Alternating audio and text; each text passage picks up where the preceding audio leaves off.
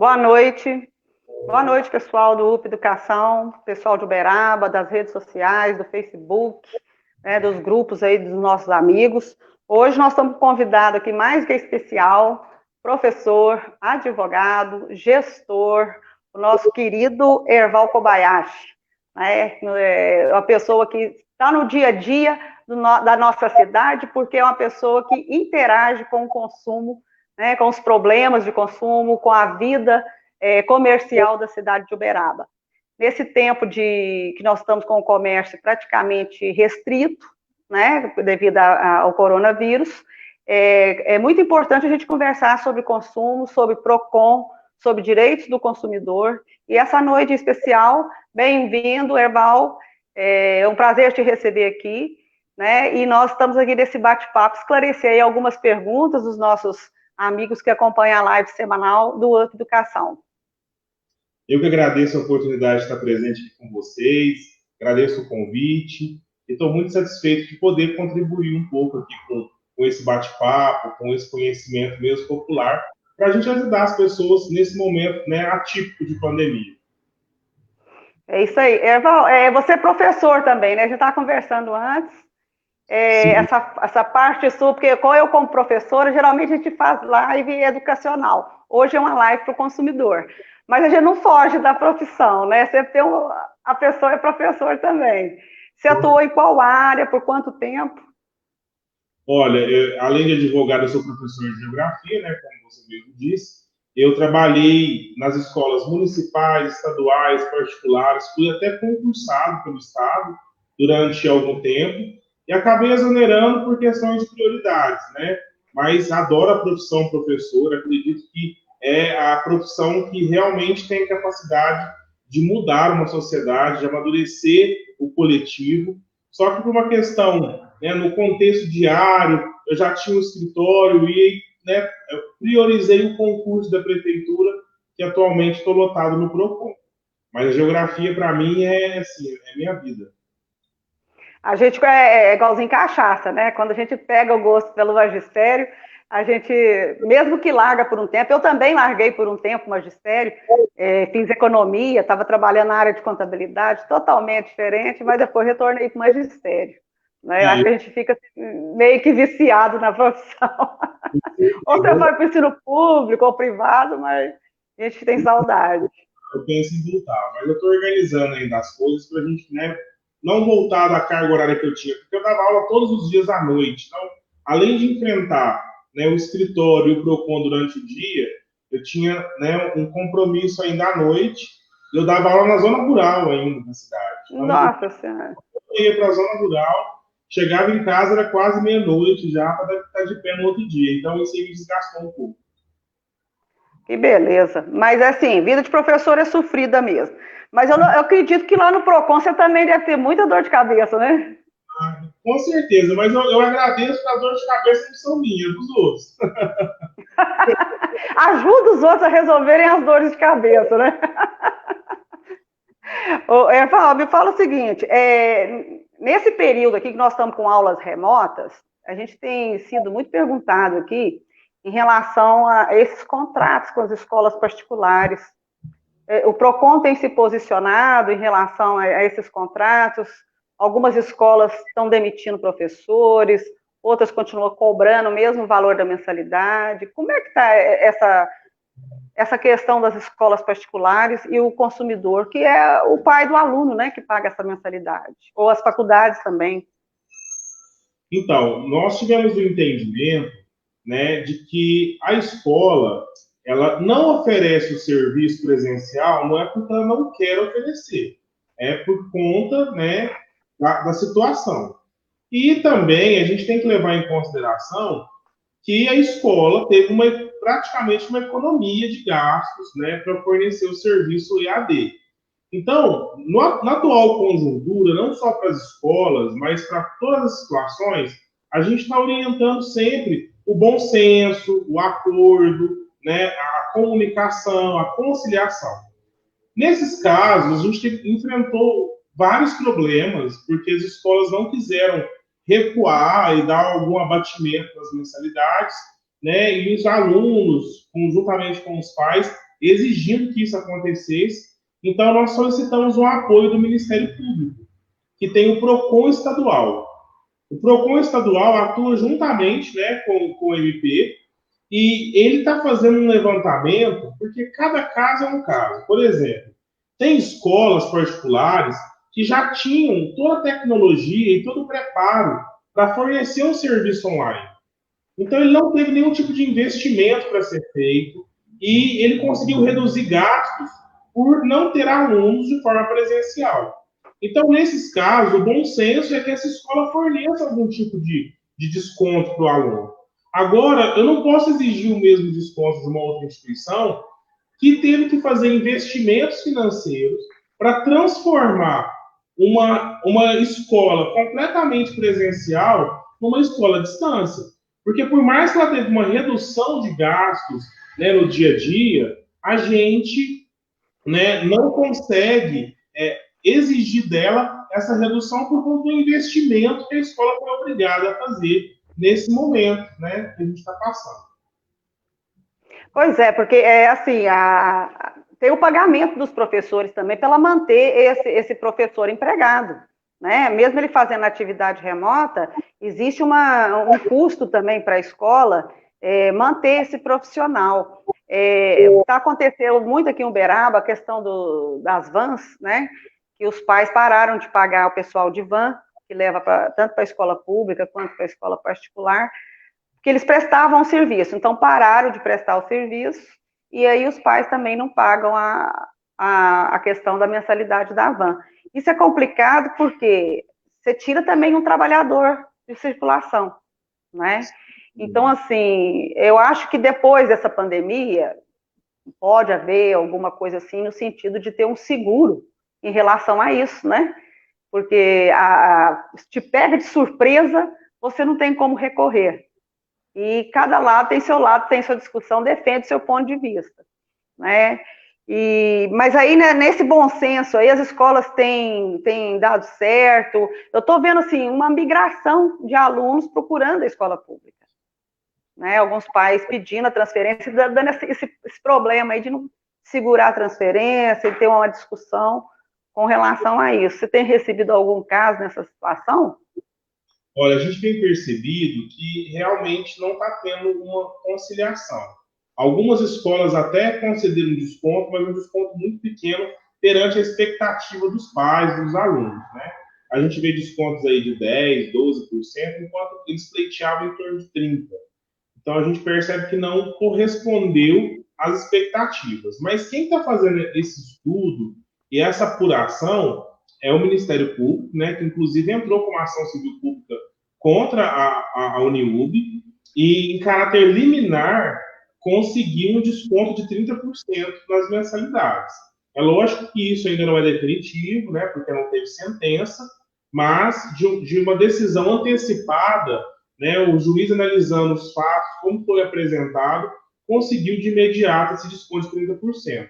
Então, a gente não sabe se nos outros casos vai ter a judicialização contra essas escolas, né, contra essas instituições, ou se talvez eles vão perceber que judicialmente tem chance de perder e eles vão conseguir, né, uma margem maior aí de desconto. Descontos. Beleza.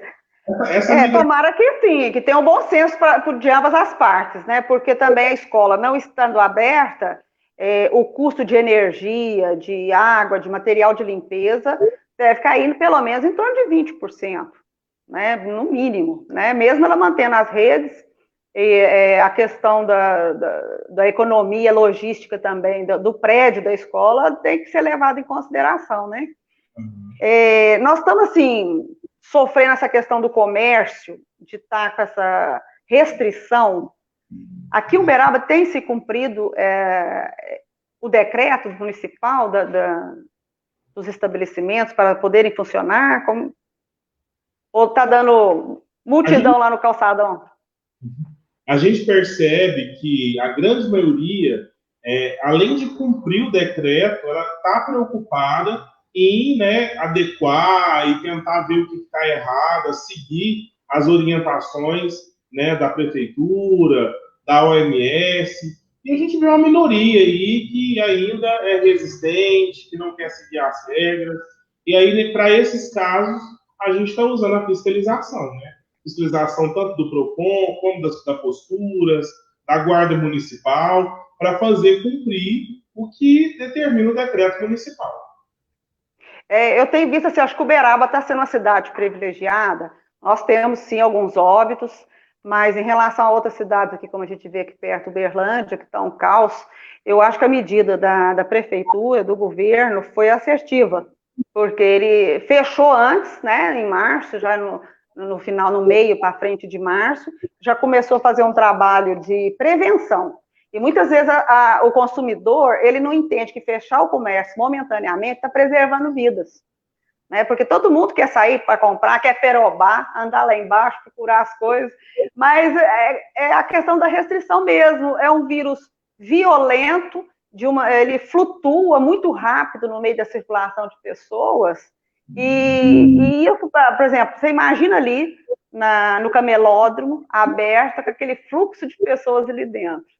Né? Quantidade, hoje eu acredito que os hospitais de Uberaba não caberia a quantidade de pessoas internadas. Então, assim, eu acho até o Iraci também, que está fazendo um trabalho bacana, sempre foi muito criticado, né, durante esse governo todo aí com as UPAs, mas eu acho que na hora certa agiu assertivamente. Agora, a gente não agrada todo mundo, né? E a mesma coisa a função do PROCON de julgar o consumidor na hora de definir também entre o vendedor, a pessoa, o fornecedor e o comprador, que tem que existir esse intermédio aí, porque nem sempre também o consumidor tem total razão na situação. Nessa perspectiva dessa vida à distância, as compras online têm aumentado bastante. E isso, assim, você acha que é um fator que foi favorável ou um fator complicador do direito do consumidor? Olha, é uma pergunta um pouco complexa. Vamos só voltar um pouquinho para mim né, conseguir levar essa resposta.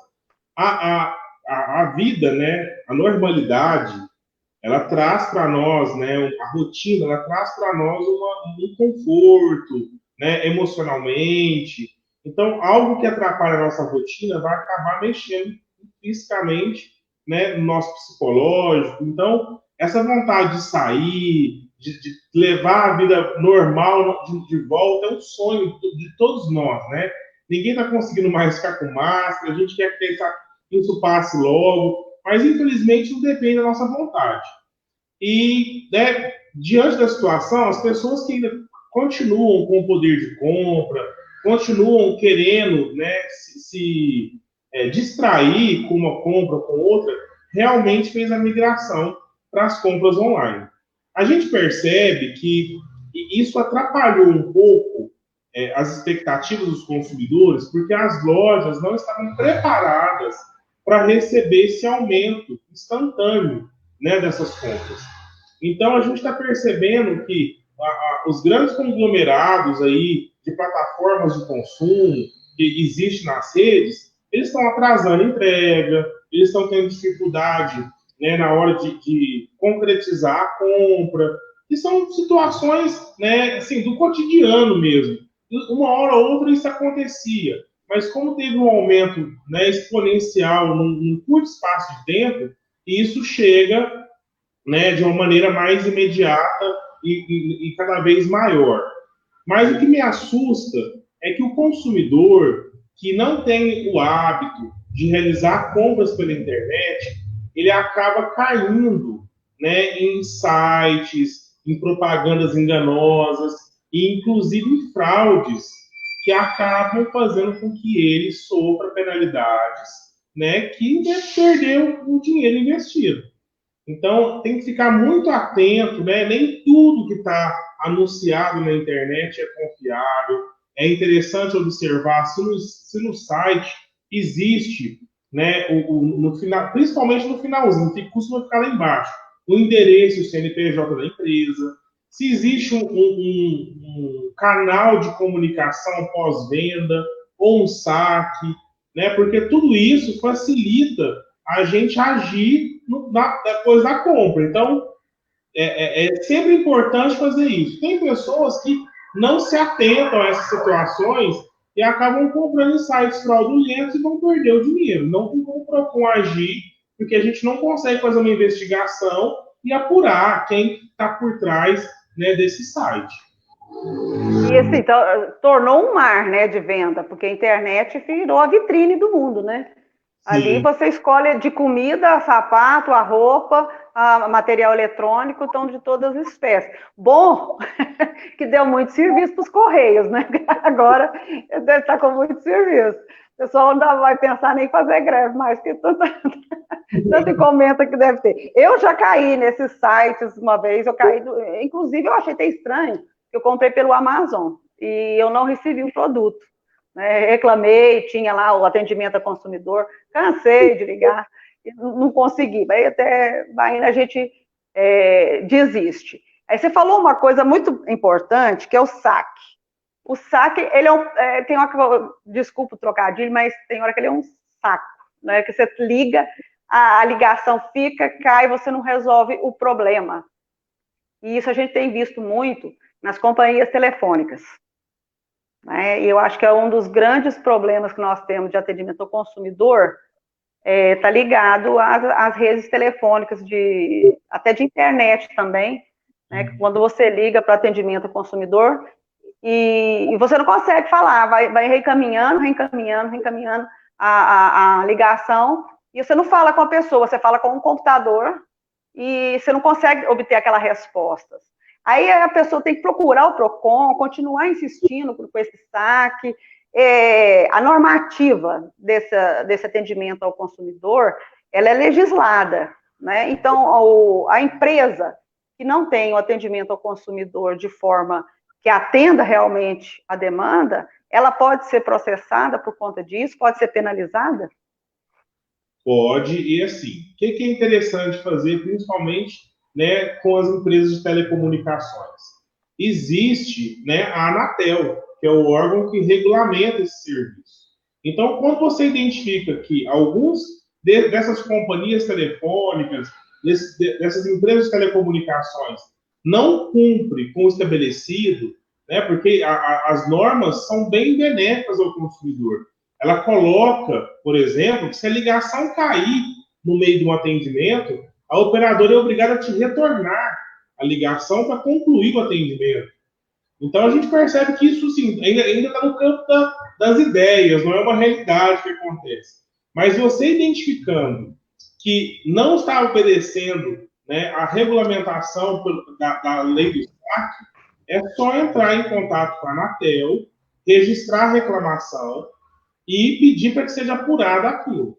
E, posteriormente, se caso você tenha interesse de entrar judicialmente, você pode entrar. Agora, falar que vai ganhar dano moral, que se não vai, aí é uma avaliação muito específica de cada juiz, né?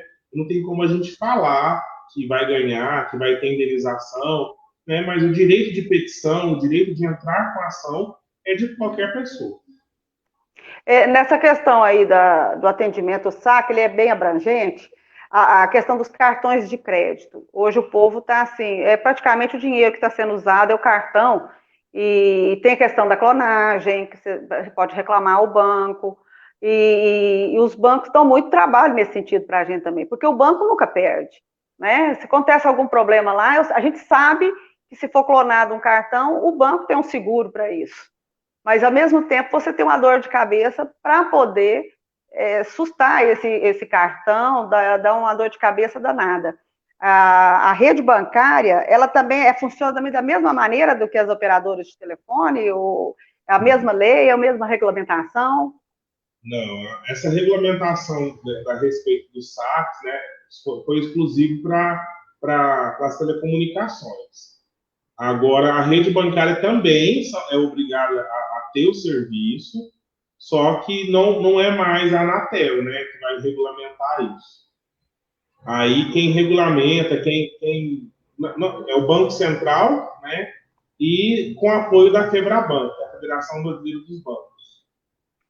Ah, certo. Então é bom o povo ficar sabendo, porque assim, acontece muito, somente as pessoas assim, mais idosas, de deixar o cartão na mão de qualquer um, utilizar, aí depois até você provar que não foi você que gastou, esse cartão foi clonado, dá uma dor de cabeça tremenda, né? E é uma coisa assim que está no dia a dia de todo mundo, está sujeito a acontecer também. Né? As cobranças indevidas de taxas de banco, isso chega até o PROCON, ou isso é resolvido praticamente com a gerência do banco? Vocês têm essa demanda de taxas indevidas cobradas por banco ou por outra instituição? Temos sim, mas antes, deixa eu só dar uma dica do cartão de crédito ou de débito. A senha é de responsabilidade do consumidor. Então, é sempre muito importante o consumidor não andar com a senha. Porque se você anda com a senha, você facilita a fraude acontecer. Então, no momento de um furto, de um roubo, ou talvez de uma distração, que você esqueça a carteira em algum lugar, a bolsa, essa senha vai estar próxima do cartão. Então, existe uma facilidade muito grande para que você, né, contribua com as fraudes, né, com as compras indevidas. E quando o banco identifica que a compra foi realizada com cartão e senha, e aí eles não conseguem fazer o cancelamento. Porque eles têm um sistema que eles demonstram que a compra foi usada com a senha. Então, não ande com a senha. A senha tem que ficar memorizada ou ela tem que ficar, né, em algum lugar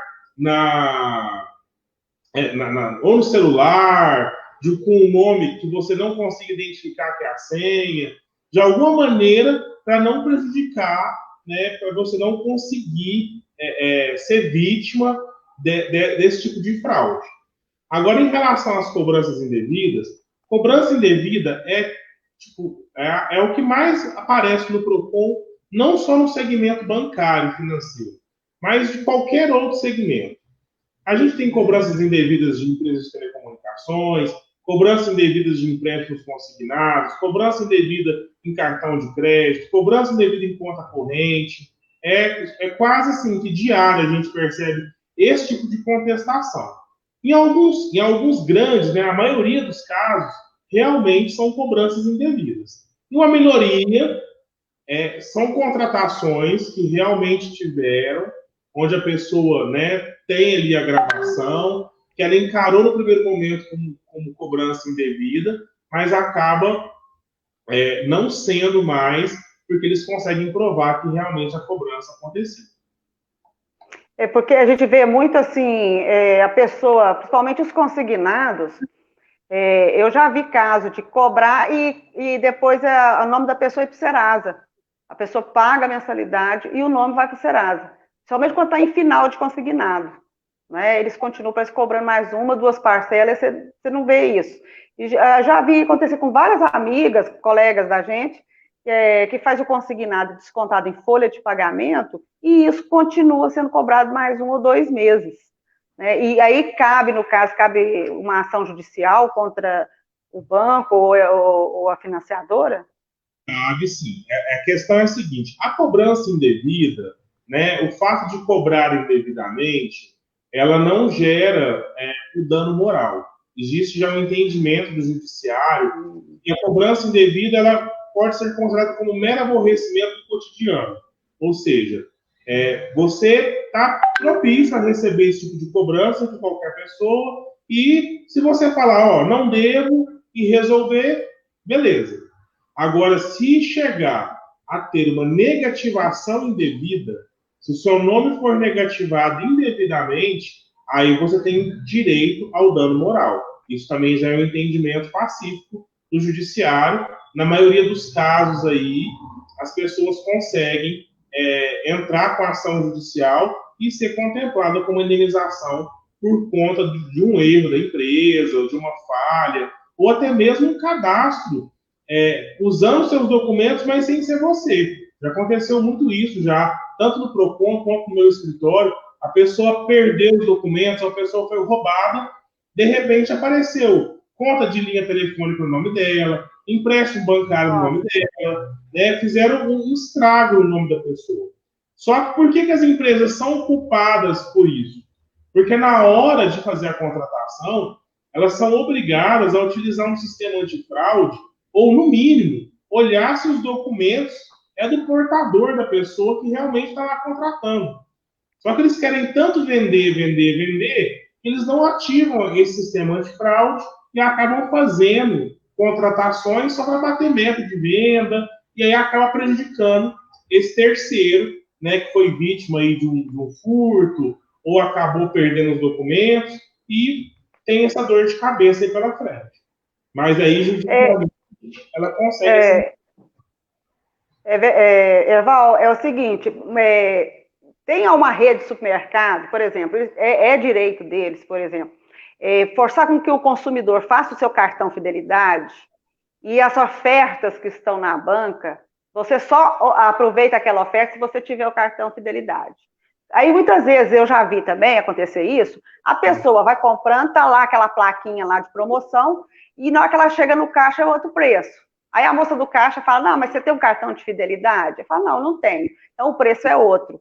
Isso é habitual? Isso está dentro da regra do jogo? Ou isso é um abuso de poder econômico? Ou é uma propaganda enganosa do supermercado ou loja?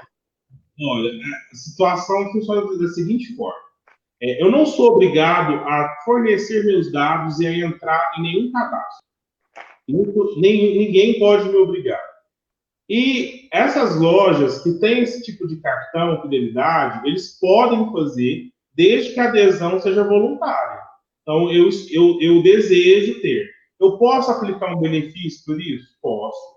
Eu posso dar o benefício. Agora, se lá na banca, se na gôndola, está um preço, e aquele preço é só para aquele público do aplicativo, do cartão, eu tenho que deixar isso muito claro. Isso tem que estar expresso no preço. Porque se não tiver expresso, eu sou obrigado a vender pelo preço que está anunciado. Eu estou te fazendo essa pergunta, que isso aconteceu com meu marido. Foi comprar uma melancia, mas assim, o preço da melancia era tanto o quilo. Mas uma melancia era muito, né? Comprou meia. Mas chegou no caixa e falou, não, meia melancia é outro preço. Isso tinha que ser a melancia inteira, né? Então não está sendo vendida por quilo. Aconteceu isso com a gente. Tipo de prática, né, a gente pode contestar, porque ele está te obrigando a levar, né, uma maior quantidade, né, e você quer levar menos, até pagar mais, vai pagar mais e levar menos. Essa prática a gente pode condenar. Agora, em relação aos cartões, é aquela situação que eu havia dito, né? Eu não sou obrigado, mas a partir do momento que eu aceito as informações dentro do supermercado, dentro do estabelecimento, diferenciando os preços, é por conta do empresário, e ele tem que deixar isso muito claro. Eu tenho uma pergunta aqui também do pessoal que está assistindo.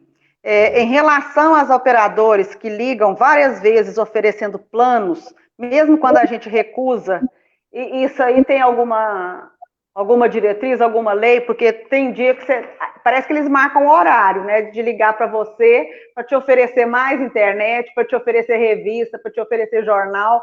Então, assim, eles decoram o horário que você está em casa. Não, eu estou sendo vítima disso também. Essa semana já me ligaram várias vezes de banco, de telefonia, inclusive eu já até falei hoje que eu vou fazer esse cadastro. Tem um cadastro que é oferecido pelo Ministério Público chamado Não Me Perturbe. Aí você cadastra seu número de telefone lá, e aí o seu número é retirado, né, dessas centrais de ofertas, de promoções, né, de oferecimentos aí que acabam sendo desejados por ser uma coisa insistente e frequente, né? Então, o site, só digitar no Google lá, Não Me Perturbe, aí vai ter um cadastro para você fazer, você cadastra colocando o seu número vai ser bloqueado para receber esse tipo de ligação. Nossa, essa informação é preciosa, porque...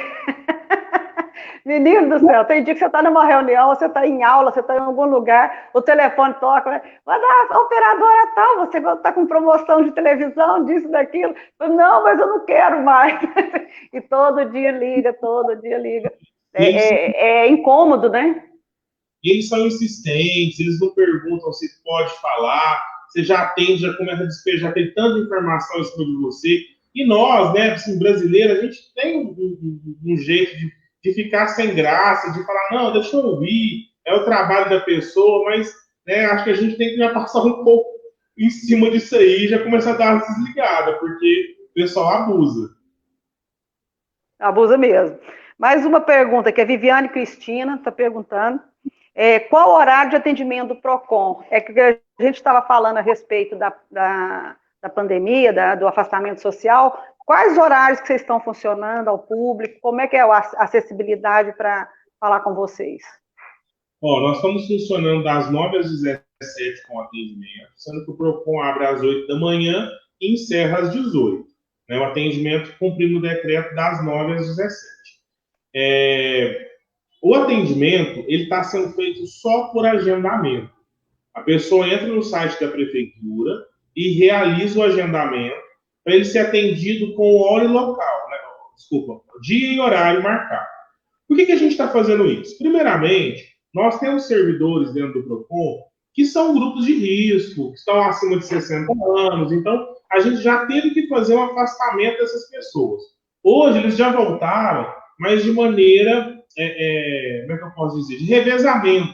Então eu até vi que a colega reclamou que não está conseguindo falar, a telefonista do PROCON está fazendo isso, tá revezando. Então tem dia que tem gente de manhã, tem dia que tem gente à tarde, porque nós estamos trabalhando dessa forma de revezamento. E a gente aumentou um grande número de reclamação e diminuiu o número de pessoal. Então, nós estamos tentando acolher o máximo de reclamações possíveis. Né? Se vocês quiserem me procurar ou no Instagram ou no Facebook, para eu dar algum tipo de orientação, fiquem à vontade, porque aí o que eu posso fazer? Tem empresas que mesmo que o PROCON esteja funcionando, elas ainda não estão atendendo, porque a sede dela é em São Paulo, ela está com atividade suspensa, então eu já consigo identificar qual o caminho que a pessoa deve seguir. Então, se a pessoa me informar qual que é a empresa que ela quer reclamar, eu já consigo avaliar e falar assim, não, ó, você pode agendar no PROCON, você vai ter atendimento. Ou eu já instruo a pessoa a levar os documentos para abrir um processo administrativo, ou indico uma outra plataforma, que é o que a gente está usando bastante agora, que é chamada consumidor.gov.br. Para quem não conhece, é uma plataforma do governo federal, que foi criada aí há uns 4 anos, e lá é tipo um Reclame Aqui, só que ela é governamental, né? Onde eu pego, faço um cadastro, criando login e senha, e procuro se a empresa está lá cadastrada. As grandes empresas brasileiras, companhias aéreas, companhias de telefone, as grandes empresas de departamento, todos os bancos estão cadastrados na plataforma www.consumidor.gov.br. E aí eu faço a reclamação da minha casa e eles têm até 10 dias para me dar a resposta. O interessante dessa plataforma é que ela é assim, ela é voluntária. Eu não sou obrigado a cadastrar nela. Mas se eu me comprometi a ser cadastrado na plataforma, eu sou obrigado a apresentar resultados positivos de resolução dos problemas. Então, a gente está percebendo que a plataforma tem um alto índice de resolutividade. Então, a gente sempre está indicando para o consumidor, principalmente para bancos e companhias aéreas. Telefonia, a gente já consegue realizar atendimento pelos canais do PROCON. Essa questão das viagens também, das empresas de turismo, eles tiveram que fazer um remanejamento, porque as linhas aéreas, as passagens, os pacotes de viagem também, isso foi tudo suspenso, né, Val? Essa situação aqui em Uberaba teve muita demanda, tem as empresas aí de turismo, de navio, né, o pessoal que faz muito cruzeiro, e isso aí deve ter dado um problemão danado, não foi? Sim, sim. A gente ainda tem algumas reclamações.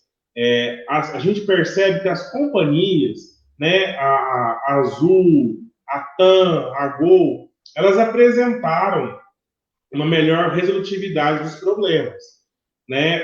Como? Obedecendo a medida provisória que foi expedida lá em março. Como que essa medida provisória prevê a resolução disso? Eu tenho 12 meses para remarcar a minha passagem. Caso eu queira restituição, eu vou ser restituído, mas ainda eu posso ser cobrado das tarifas e das multas. Então, o governo ele está priorizando a resolução pela remarcação. Porque imagina o seguinte, imagina todo mundo ficando sem viajar e todo mundo ao mesmo tempo pedindo dinheiro de volta para essas empresas. Elas não teriam caixa para conseguir fazer isso e elas estariam já declarando aí falência ou no mínimo Falência. judicial. Então a medida provisória ela veio inclusive infringindo, né, direitos do consumidor, passando a valer de forma imediata, mas a gente percebe que foi uma estratégia para que essas empresas não quebrem.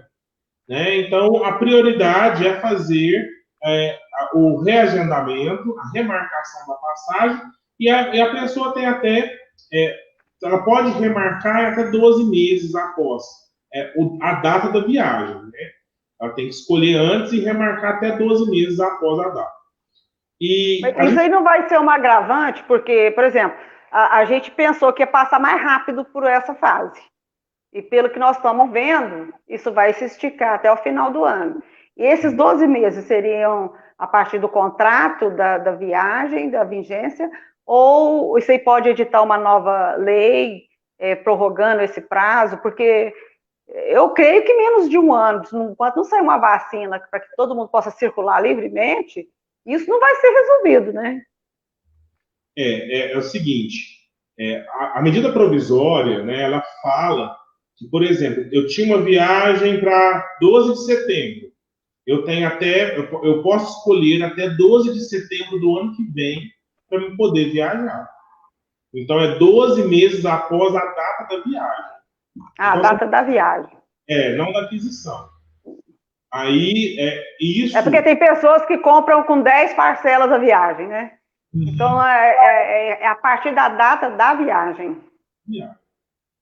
Da data que Legal. seria da viagem, não da compra do bilhete. Interessante. Aqui também no nossa live hoje, nós vamos sortear pelo Instagram um prato da Tradicione massas artesanais. É isso, né, Fernando? Massas artesanais. Da Sofia Grise, né? Hoje vai ser o sorteio de um canelone? Nhoque. Quem gosta de nhoque, gente? Já vamos lá no Instagram, compartilha, curte. No final da live vai gerar o número de quem ganhou o prato e vai retirar, vai receber o telefone da Sofia Grise e vai retirar uma deliciosa refeição da Tradicione pastas artesanal. Erval, a gente a questão da suspensão que alguns bancos estão oferecendo a seus clientes, da suspensão temporária de financiamentos, né, ou de empréstimos consignados. Na questão do funcionário público, a gente sabe, eu também como funcionária pública, você, tem os consignados, que muitos professores vêm até me questionando a respeito dos consignados na prefeitura municipal, que tem essa linha de crédito e é descontado no Olerite. A gente tem pedido insistivamente para suspender essa cobrança desse consignado, como a Caixa Econômica tem feito direto, né, quando o financiamento é feito direto na Caixa. E a gente não tem recebido nenhuma resposta em relação se a gente tem esse direito de pedir, e por que isso não acontece? Foi oferecida uma nova linha de crédito, mas a maioria dos professores estão com uma redução de aulas imensa, né? Professores que trabalhavam 2 turnos estão recebendo por 18 aulas apenas, e caiu consignado no pagamento desse professor, né? E o professor tem o direito, por que a gente não consegue uma resposta, que a prefeitura não consegue suspender esses contratos? Olha, quando iniciou essa questão da pandemia, a Febraban, que a Federação Brasileira dos Bancos, ela orientou que as instituições realmente fizessem essa prorrogação, ou pelo menos usasse dela por os 3 primeiros meses das pessoas se organizarem. Só que é uma recomendação, não é uma obrigação, não é lei, não tem medida provisória, não tem nada em específico em relação a isso. Então, como é uma recomendação, tem bancos, por exemplo, como a Caixa Econômica, que foi exemplar, ela fez isso em quase todos os seus contratos. Né? É um banco público, que tem um papel social, né, importante na sociedade brasileira, por se tratar de uma instituição que trabalha, além com esses auxílios emergenciais, também trabalha com habitação, né, e outras linhas de crédito.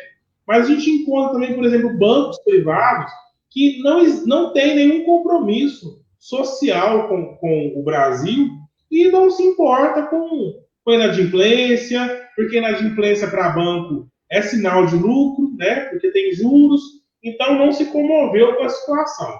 Enquanto também tem outros bancos privados que fizeram uma avaliação do que eles poderiam fazer e eles escolheram algumas carteiras, alguns contratos para fazer a suspensão. Então, não são todos os contratos que foram suspensos, mas em alguns, né, eles conseguiram dar esse crédito aí para o consumidor. Então, a gente não consegue fazer de maneira imediata e com todas as instituições, porque não tem uma lei que obrigue. Agora, judicialmente, a pessoa comprovando que ela teve uma diminuição de salário, né, se ela conseguir comprovar isso e demonstrar que ela sempre pagou em dia, que ela quer continuar pagando, mas que o atual cenário é desfavorável, eu acredito que judicialmente o juiz conceda a ela, né, esse pedido de suspensão sem cobrança adicional de juros. Isso aí, no caso, então, do funcionário público municipal que está com esse problema, né, e, inclusive eu mesmo até tentei falar com a administração municipal a respeito da suspensão, de pedir, né, a suspensão desses contratos, pelo mesmo tempo que as aulas extra-classe são suspensas, é uma questão, então, de negociação, até mesmo por conta do sindicato, né? Porque aí tem que entrar um ente que deseja aquela suspensão junto com a prefeitura, porque muitas das vezes o contrato é feito com a própria Caixa Econômica. E, no particular, a Caixa Econômica fez a suspensão para quem pediu, né, para quem requereu, mas no consignado direto no Olerite não está conseguindo de jeito nenhum. Então, assim, por isso que eu estou te pedindo esse esclarecimento, porque muitos professores têm vindo assim no Facebook perguntar por que a gente não consegue, né? Eu acho que o sindicato mandou até um ofício para a prefeitura, mas a gente não conseguiu ainda resolver esse problema, né? É o que você está falando, se teve uma queda grande de rendimento do profissional, momentaneamente tem que ser adequado também, né? Porque a pessoa vai passar fome, ela vai pagar o consignado, a pessoa vai 300, 400, nós temos casos de professores que está sobrando R$600 para passar o mês, né? Porque contava com consignado com a aula excedente, perde a aula excedente, ela tem que cumprir com o pagamento, porque senão o nome dela vai para o Serasa. Né? É complicado também, né? É uma questão que tem que sentar e trocar uma ideia sobre isso. Aqui também a gente tem... Um parênteses aqui, porque assim, a gente percebe que o consignado ele tem uma maior dificuldade para fazer esse tipo de suspensão, porque na maioria dos casos, não é o caso do professor, mas nas outras classes, a gente percebe que não teve uma redução do salário, né? O poder econômico continuou-se o mesmo e as pessoas têm a renda para fazer aquele desconto previsto dentro da margem, né? Da margem, né? Uhum. Então, nesses casos, realmente é mais complicado. Por isso que eu acho que a via judicial ela seria um facilitador, mas com uma ressalva. Sempre importante o professor ou qualquer outro servidor que achar que está, né, sofrendo algum tipo de prejuízo por conta disso, fazer primeiro a reclamação no consumidor.gov.br aguardar a negativa do banco, e após a negativa, ele imprime aquilo lá, junto com os documentos pessoais e junto com os documentos que demonstrem que a renda diminuiu, entrar com a ação judicial. Mas sempre fazer a tentativa administrativa e conseguir comprová-la antes de procurar o judiciário. Porque o combinado não sai caro, né? E assim, e só mais uma questão, eu acho que as pessoas, né, que ainda não tiveram a sua renda abalada, que mantiveram o poder de compra, que essas pessoas, né, consigam entender que a gente tem que fazer o nosso papel como cidadão. Então, vamos manter os contratos ativos, vamos pagar o que a gente, né, combinou, sem ficar choramingando, né, por descontos ou por suspensão, porque isso não justifica na sua realidade, né? Se você tem o mesmo poder de compra, se as contas são as mesmas e você ainda pode pagar, deixa essa suspensão de financiamento, suspensão de contrato para quem não pode. Vamos pensar, né, em outras pessoas, porque se todo mundo for requerer isso, a gente sabe que não vai conseguir. Então, quem ainda pode manter, quem ainda pode continuar pagando, vamos ter essa responsabilidade social, ter esse ato de cidadania, para deixar para quem realmente não tem condição. Porque a crise pegou todas as instituições também, né? Tanto as grandes instituições financeiras, como consumidor, como trabalhador. Eu falo em específico a essa classe, porque é um problema que a gente está enfrentando com alguns professores que procuram a gente para se embasar com o que fazer. Aí chega essa semana, que é a semana de pagamento, né? O pessoal está descabelando quando vê o olerite e que está lá embaixo. Aí você falou bem, ele tem que mostrar que a renda dele caiu. Porque se a renda permanece a mesma, não tem justificativa plausível para ele pedir uma suspensão. E outra questão que a gente tem visto aqui também, muita reclamação, é com relação da conta de água, né? Eu até consegui falar no Codal, eu compreendi a leitura do Codal, mas o consumidor assustou, né? Parece que ficou de março até abril, maio, sem fazer leitura. Quando veio a leitura inteira, né? Isso aí gerou um transtorno muito grande na população. O pessoal começou a falar aí, a água está subindo. E dentro do PROCON teve essa demanda também em relação ao consumo de água, consumo de energia.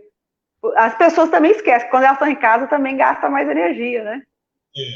A gente teve um aumento de reclamação realmente do Codal e da CEMIG.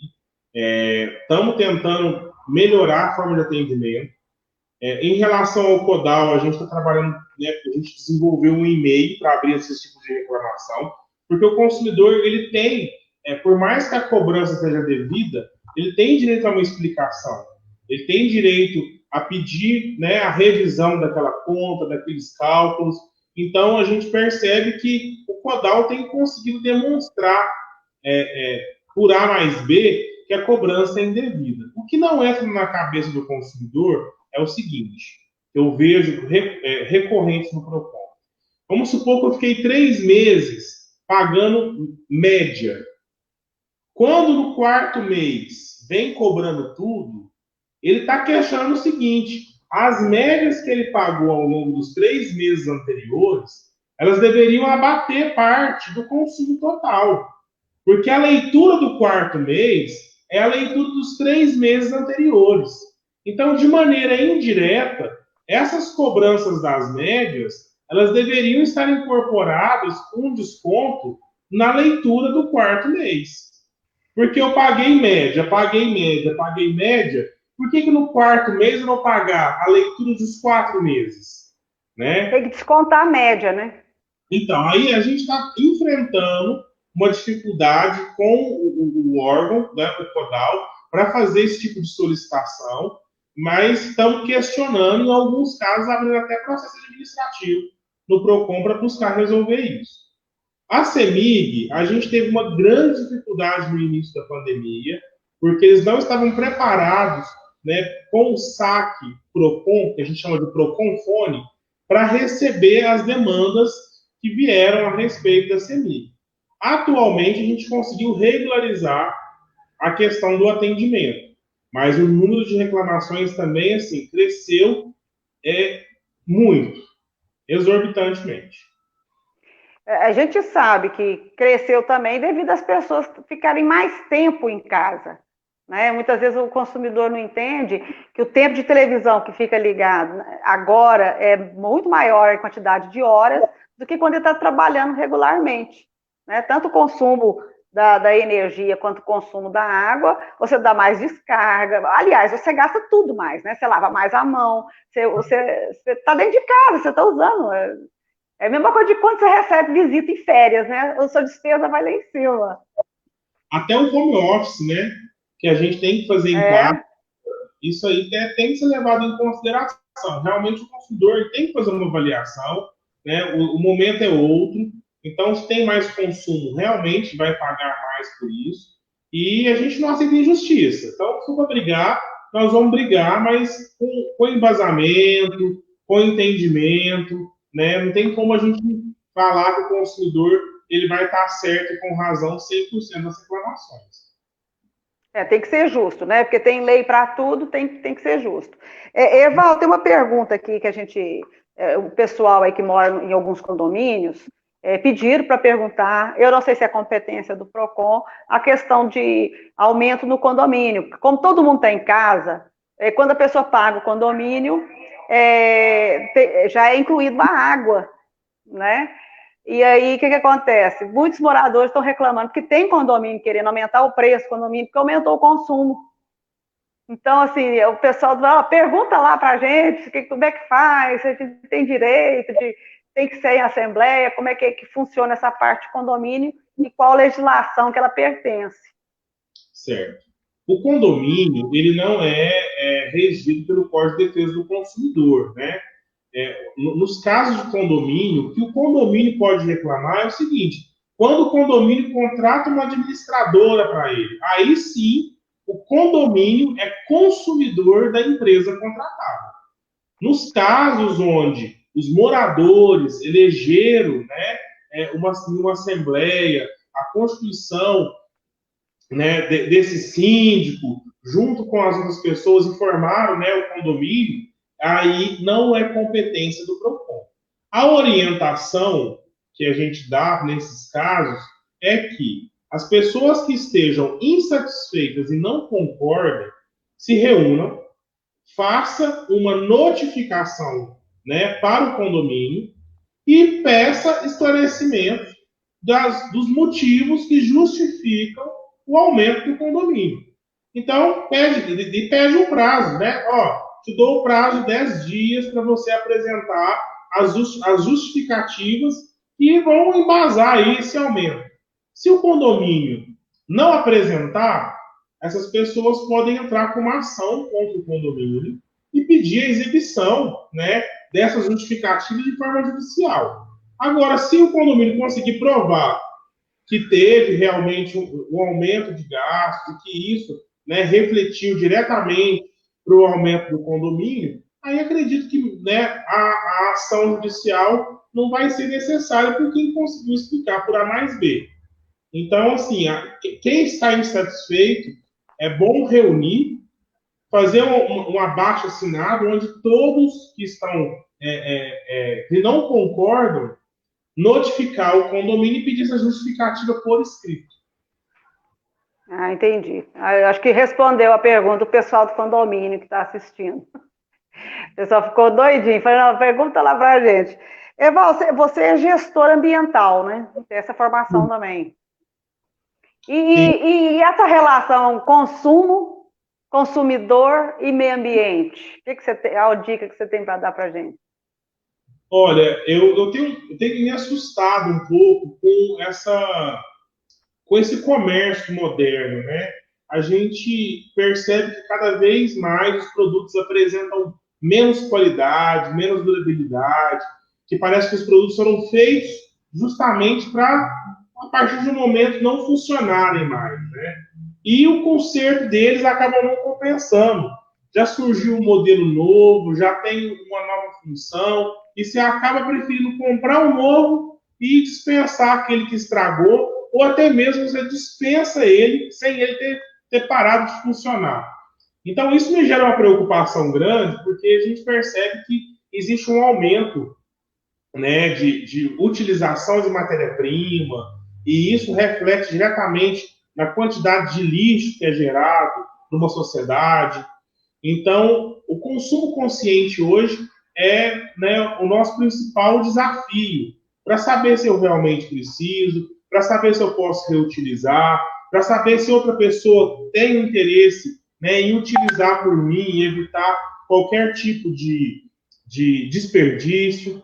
E uma tecla que eu bato, que eu acho que falta na cidade de Uberaba, e que não só em Uberaba, mas em grandes cidades e grande parte do Brasil, que é a coleta seletiva de lixo.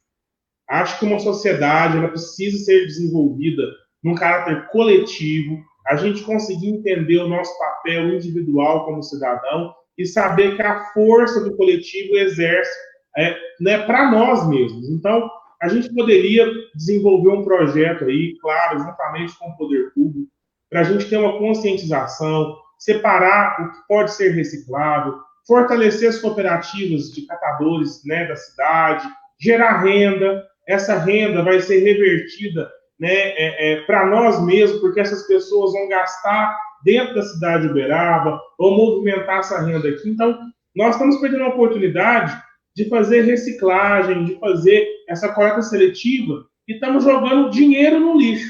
Né? Nós estamos ainda, com tudo isso, diminuindo a vida do aterro sanitário da cidade. Né? Porque se a cidade constrói um aterro sanitário para durar aí 15 anos, se eu aumentar a quantidade de lixo, eu diminuo o tempo útil do aterro. Então, isso também é mais gasto que o poder público vai ter que providenciar um outro aterro sanitário, porque aquilo lá já está cheio de resíduos. Então, a gente poderia criar uma conscientização, criar um projeto para a gente conseguir gerar renda, gerar benefícios sociais, econômicos, ambientais para a sociedade, de acordo com o consumo que nós temos. Agora vamos falar um pouquinho de política. Você é pré-candidato? Sou pré-candidato a vereador, sim. Essa é a sua plataforma? Eu acredito que a sustentabilidade é a chance que nós temos de transformar não só Uberaba, mas como o Brasil. A criação de novas tecnologias colocaria o Brasil num destaque, porque a gente conseguiria vender para fora tecnologias sustentáveis. E se a gente sai primeiro nisso, nós nos tornaríamos pioneiros. Né? Não adianta nós queremos inventar um aparelho celular, não adianta nós queremos inventar computadores, isso já existem empresas multinacionais pioneiras nesses assuntos. Então, nós sempre vamos ficar para trás. Então, a gente precisa buscar tecnologias onde ainda não existem os grandes destaques, porque aí a gente consegue despontar e nós vamos tornar referência e sair, né, desse país agrário exportador, que com muito respeito salva a nossa economia, está sempre presente nos momentos de crise, mas, né, a gente podia reinventar e deixar de ser apenas agrário exportador para ser um país aí com vendas de tecnologias de ponta, de primeiro mundo.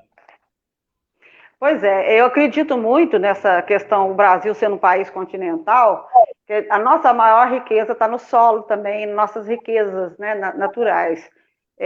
A questão, assim, você falar aí de reciclar da cooperativa, eu sou muito adepta a essa ideia também.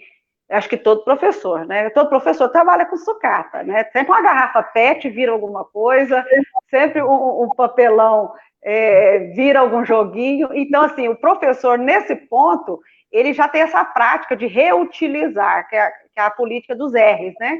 Reutilizar, remanejar, e isso é muito importante para esse momento que a gente vive, nós estamos todo mundo chamando de um novo normal, eu chamo de novos hábitos.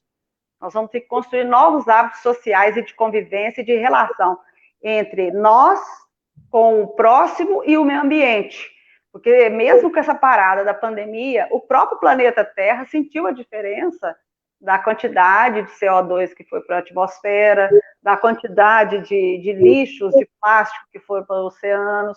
Parece que até está surgindo uma ideia aí, eu não sei se é do Japão ou da China, de reutilizar os plásticos, recolher os plásticos do oceano e reutilizar em jogos, solado de sapato, né?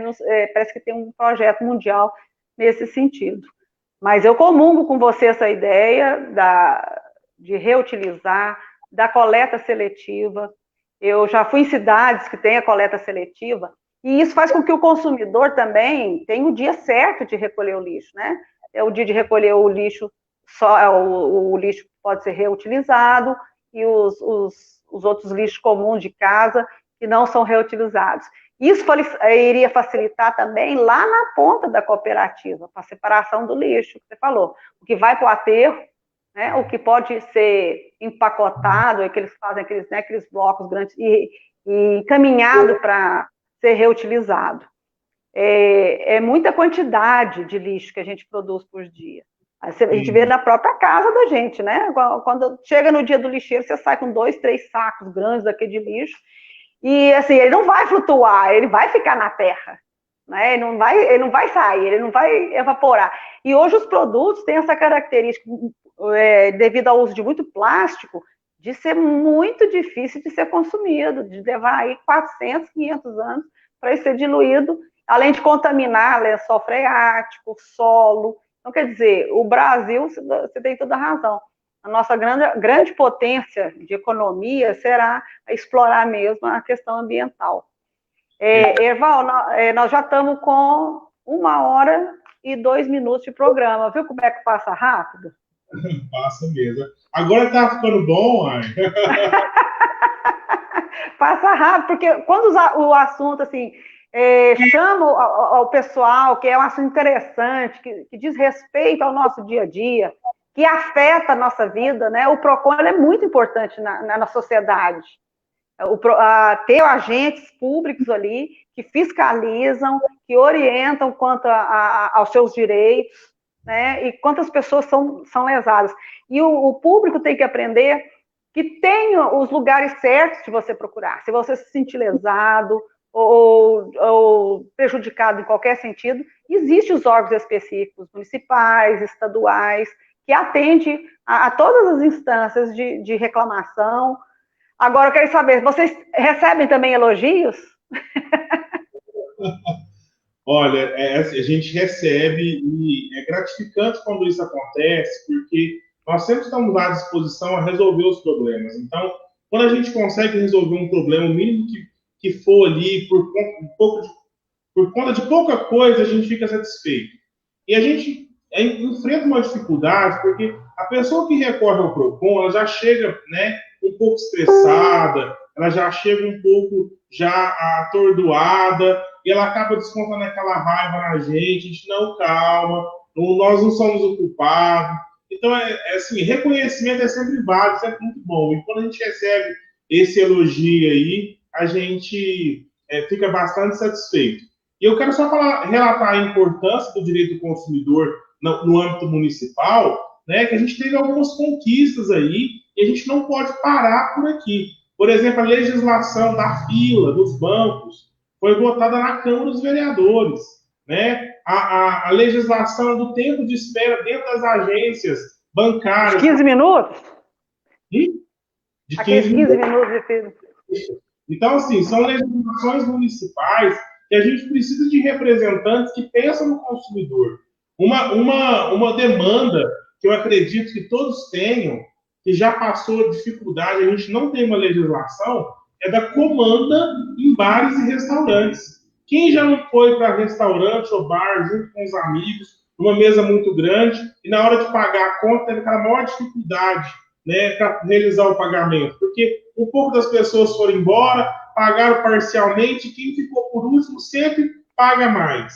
Então, uma legislação interessante para ser feita dentro do município é que, a requerimento do consumidor, o restaurante ou qualquer estabelecimento é obrigado a oferecer a comanda individual, né? Ah, não, é comanda na mesa. Não, é meu direito, eu quero pagar individualmente. Então, vai anotar na sua comanda o que você consumiu. Na hora que você for embora, você paga a sua comanda e não tem ninguém preocupado com o que você pagou, quanto você pagou. Consumiu, né?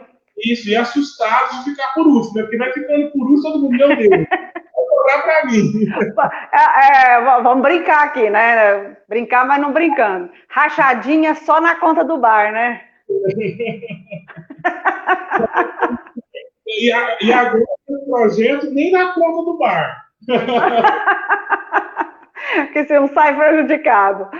Val, foi um prazer. Deixa eu ver aqui com o Fernando. Como é que nós vamos fazer o sorteio, Fernando? Eu vou gerar o sorteio aqui, já falar o nome da pessoa que ganhou o nhoque com a tradicionale pasta artesanal, da Sofia Grise. Vamos ver quem foi o sortudo ou sortuda. Vai ser eu, hein? Eu adoraria, né, comer o nhoque agora com esse friozinho, né? A Sofia está fabricando, é massa artesanal, viu? Qual que é o telefone da Sofia? Fala aí para mim. 9.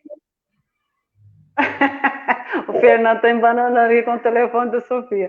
Mas a Sofia Grise tradicional já de família italiana, e eu lembro quando da mãe dela, da avó dela, a massa do macarrão é feita em casa, né? Então, o molho de tomate é feito em casa. Então, assim, nós estamos falando de sustentabilidade, é uma comida altamente saudável, né? Porque ela é feita mesmo ali com a mão, com amor, não é nada industrializado. E hoje nós é o primeiro prato que nós estamos sorteando da Tradizione, tradição italiana, né? Qual que é o telefone da Sofia para me falar aqui, se o pessoal quiser encomendar? Tem canelone, vários pratos, depois você entrar em contato com ela, nós vamos colocar outro contato dela aqui também. É 9998 8908. Sofia Grise, né? Que está iniciando aí com um trabalho diferente. Foi funcionária da prefeitura também, tá? Aí eu acho que a ação da prefeitura agora está por iniciativa privada. O sorteio, quem que saiu? Fernando Fernandes. Isso aí tem uma treta disso aí, viu? Fernando Fernandes foi o sorteado. Ele vai entrar em contato com a Sofia Grise para ganhar aí um delicioso jantar, né, Fernando? Então, Erval, nós vamos ficando por aqui. Foi um prazer receber você essa noite. Uma live que trouxe muita informação, né? Para a população de Uberaba, para a pessoa que acompanha a gente no Facebook, no Instagram. E o programa vai ficar gravado. Depois ele vai para o canal do YouTube do UP Educação. É UP mesmo, viu, Erval? Não é UP, não, é UP, porque é uma sigla. É Unidos pela Educação. Né? Na verdade, não é UP, é UP mesmo, UP Educação.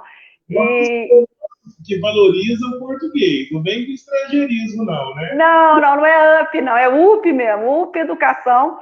E nós estamos aqui, semana que vem estaremos também no mesmo horário, às 19 horas, com outro papo bacana aqui. E deixa aí para você finalizar, dando um bom conselho para o consumidor do Uberaba, Erval. Obrigado pela sua participação.